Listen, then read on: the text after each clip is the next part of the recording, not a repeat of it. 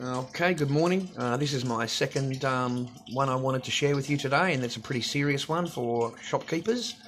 Look at these kids just non-stop stealing. Just non-stop. These are the Sudanese. And it's just a non-stop in and out of the shop stealing. And the shopkeepers had enough. You know, look at them stealing, mate. Just non-stop stealing.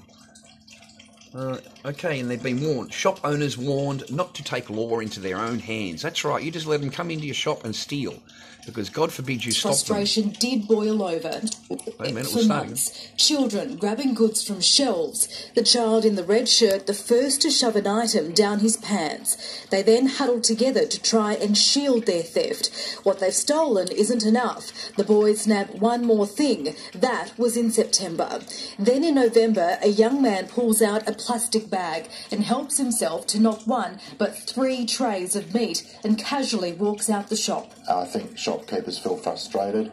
Even on Christmas Day, and right next to other customers, a boy sneaks a drink down his shorts and seemingly pretends to put it back. I think there's just a brazen disregard for the law, as you can see from so much CCTV of people stealing. 5 days later, the Kelmscott store owner's frustration did boil over. He found a 9-year-old trying to steal a bottle of Coke and held the boy, leading to police, laying a serious deprivation of liberty charge. Did they charge him? 9 News understands the boy made a complaint to police. Oh, bet he the did. Independent Grocers Association says the onus does fall on the retailer to detain accused thieves until officers arrive, but it can be a costly move. And that's what happens you have to go to court, when you stop it's them. Another day to see the offender maybe get a fine that is less than the value of what they actually stole.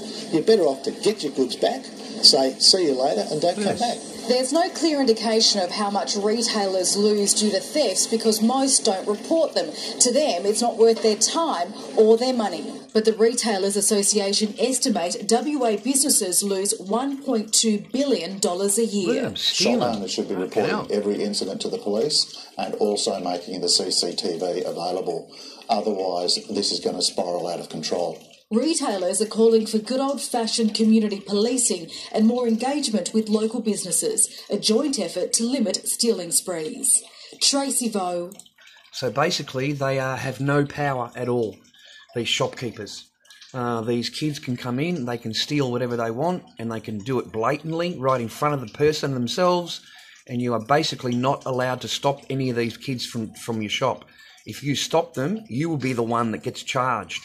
Deprivation of liberty, okay, because you've stopped the person from leaving, and it's a fucking joke. I mean, if you listen to what this woman had said, 9 News. Just then, she basically gave a green light to steal. You know, like she said out loud, the shopkeepers not to stop them and stuff like. Well, that's a green light.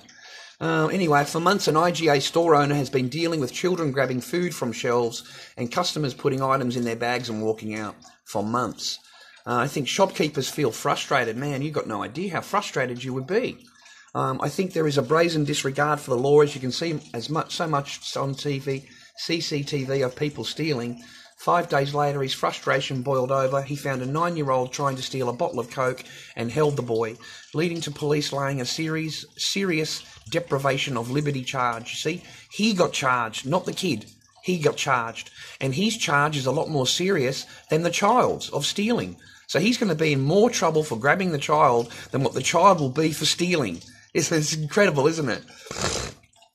The Independent Grocers Alliance says the onus does fall on the retailer to detain accused thieves until officers arrive, but it can be a costly move. If you do go to court, there's another day to see the offender who may get a fine, which is less than the value of what they actually stole. Because the courts here are just lenient on these fucking kids. Because they're kids, right? So you're better off to get your goods back, see you later, and don't come back. What will happen is these shops will close down. You know, they can't survive.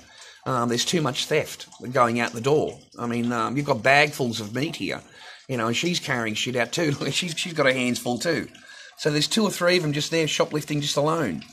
And it's a huge thing for a business to absorb.